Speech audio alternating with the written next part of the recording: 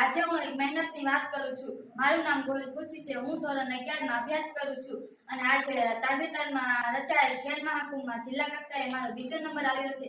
તેથી હું મારા શરીરનો આભાર માનું છું કે જેમણે મને સાથ આપ્યો છે અને મારી પ્રેક્ટિસથી અને કોચના મદદથી હું અહીં સુધી પહોંચી છું અને હજી આગળ જઈશ. માટે હું વિદ્યોદય વિદ્યા સંકુલ ના જેઠવા સર અને પરેશભાઈનો આભાર માનું છું.